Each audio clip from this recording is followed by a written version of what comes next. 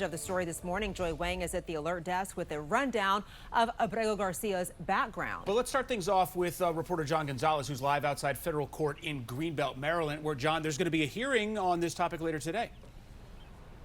That's right, and we'll see how much pull this hearing will have with this case because, boy, those words sent shockwaves from the White House yesterday. El Salvador President Nayib Bukele saying that he will not release Kilmar Abrego Garcia, the man who was mistakenly deported to that federal prison, to that gang prison in El Salvador, even describing Abrego Garcia as a terrorist. Now, President Trump's top advisors have also stated that they have no basis for the Central American nation to return Abrego Garcia. So what happens next? Well, we know that later this afternoon, a federal judge here at the U.S. District Courthouse in Greenbelt will hold a hearing taking up the case. But there is a strong possibility that the Prince George's County father and husband may never return. I spoke with a senior policy analyst for the immigration team at the Center for American Progress. She's afraid that without due process in cases like this, it leaves legal residents vulnerable, and many should be very concerned.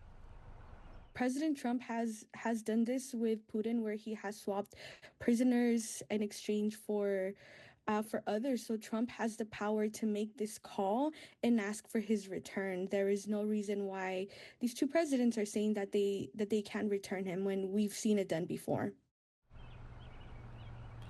Now, a senior immigration and customs enforcement official said in a sworn statement that Abrego Garcia, quote, is no longer eligible for withholding of removal, unquote, because of the Trump administration's claim that he was once a member of the MS-13 gang, even though no evidence of that has surfaced. Coming up later this hour, what Senator Chris Van Hollen from Maryland is planning to do. He says he'll even travel to El Salvador.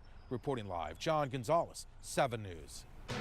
With 7 News, we've been covering this story for weeks. Just look at all the articles we have on our homepage already. This one saying that he was mistakenly deported and that he's alive and secure. Another one talking to an immigration analyst about due process, as well as this latest story about the Salvadoran president saying that he won't be releasing him. And we're also learning more about Garcia's case. Court records state that he's been living in the United States for about 14 years. Along with it, we're also learning more about what's next. We're told it is not the first time he's accused of being a gang member. In fact, police questioned him in Maryland about it in 2019. Garcia said he wasn't and was eventually granted a withholding of removal status, preventing his deportation to El Salvador. Then on March 12th, he was stopped by ICE agents who wrongfully told him his status had changed. According to court documents, Justice Department attorneys have said he was removed to El Salvador because of an administrative error. Well, just outside the White House yesterday, Kilmar Abrego Garcia's family and supporters, as you see here, gathered there to pray for his return. Leaders of the immigrant advocacy group CASA, they are vowing to fight on despite this setback in bringing him home back to Maryland. Garcia's case is also the topic of our online poll this morning. You can scan the QR code on your screen to weigh in. The question here is, should a president have the final say in the fate of a deported person? The majority of you, 60%, say no. We'll check in on the results again in our next half hour. The president of El Salvador says it's preposterous for him to return an illegal alien who was deported to his country. Meantime, the Supreme Court says the Trump administration can use the Alien Enemies Act to deport transnational gang members to that prison in El Salvador, as it also called on the administration to facilitate the return of the illegal alien deported there. Kilmar Abrego Garcia, and joining us now to discuss all of this is the former superintendent of the Chicago PD and retired special agent in charge of the FBI, Jody WICS. Good morning to you, sir. Welcome back to the National News Desk. Morning. First, there's been a lot of questions about illegal aliens identified as MS-13 or Trinidad Aragua members and then transported to this prison in El Salvador. There's questions whether they are gang members. Some lawmakers have said, though, they are still here in America illegally. Why would that matter? Well, personally, I don't think it should matter. I think if you entered the country illegally, you need to go. But the designation of gangs is actually important. Number one, the president classified Trinidad Aragua and MS-13 as foreign terrorist organization. That gives law enforcement additional tools and resources to identify, to disrupt, to dismantle these groups. Now, number two, it's just the sheer volume of these people that have come in illegally. So ICE says, let's focus on the gang members. If you look at any major city in the United States, Jan, if any uptick in violence, it can be attributed to gang violence. So let's get the worst of the worst out. Go after the gang members, get them out of the country, and you can prioritize and start whittling down this massive amount of illegal folks that have come in. Right. Shows ICE has taken this prudent approach to this massive deportation operation, as you said. So how does law enforcement determine gang membership? Well, it's going to be definitely a multi-factor approach. Some is very easy. Some of these gang members are very proud to be gang members. They will admit to that. Officers are going to look and they're going to see symbols and tattoos on them. They'll get information from informants, like what happened in Abrego Garcia's information.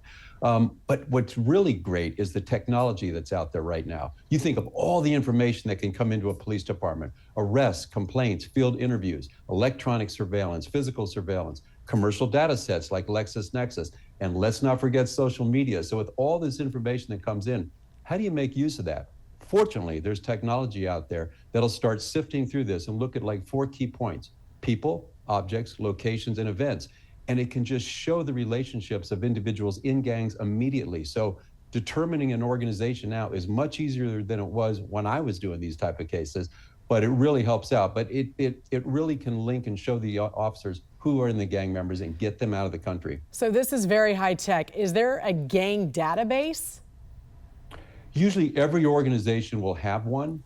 If you recall, in Chicago, the Crime Commission actually put out a gang book on a regular basis. So you have this data that you can sift in through. But linking that all together is where the technology comes in and saves the investigators just weeks and weeks of works, sifting through cases, trying to draw those comparisons, going through phone data, going through social media information. Now you've got equipment that can help you and do it for you.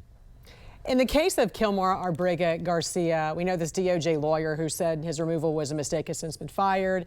His attorneys, all these Democratic lawmakers coming out saying he was not a member of MS-13 and he should not have been deported without due process. The administration says he was the right person sent to the right place. Jody, you point to a judge's ruling in 2019 from an immigration court that stated he had a gang affiliation because of the fear of retaliation from a rival gang. Can you explain this for us? Yeah, Jen, that's what the left is hanging their hat on, this order in 2019. But keep in mind, the new administration in El Salvador has wiped out gangs. So all this threat from gangs in El Salvador doesn't really exist. But let's look at the facts. Number one, he's been determined to be an MS-13 member. A court in 2019 actually denied him bond because they found that he was an MS-13. He was here illegally. He's a citizen of El Salvador. So when he wasn't really deported, you could make the argument he was repatriated.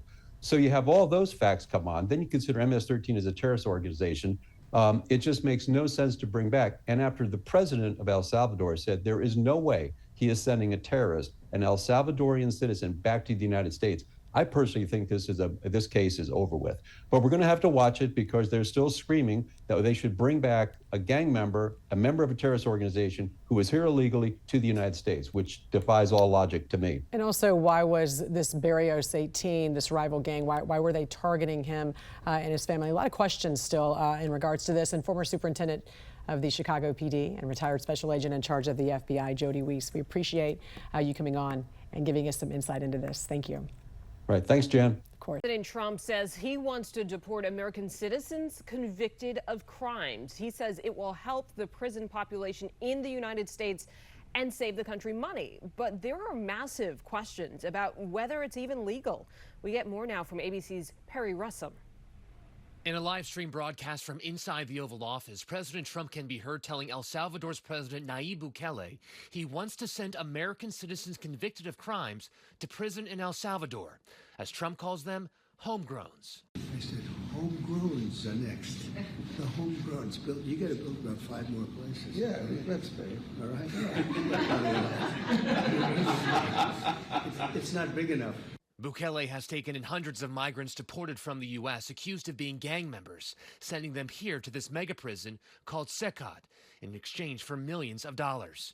Trump mentioning the idea again minutes later to reporters as he sat down with his cabinet, including Attorney General Pam Bondi. To Pam, I don't know what the laws are. We always have to obey the laws, but we also have homegrown criminals that push people into subways, that hit elderly ladies on the back of the head with a baseball bat when they're not looking, that are absolute monsters I'd like to include them in the group of people to get them out of the country. Trump says it would help with America's prison population. According to the Department of Justice, in 2022, there were more than 1.2 million people in prisons in the U.S. Trump's call to deport American criminals opens a trove of legal questions. Ultimately, whether Americans can be kicked out of their own country. Trump says sending criminals to El Salvador would save the U.S. money with what he calls great security. We have a huge number of prisons, and then we have the private prisons, and some are operated well, I guess, and some aren't. But he does a great job with that. We have others that we're negotiating with too. But no, if it's a homegrown criminal, I have no problem. In a new interview with Fox Noticias, Trump is repeating calls to deport American criminals, saying we are looking into it and we want to do it. I would love to do that. Perry Russum, ABC News, Washington.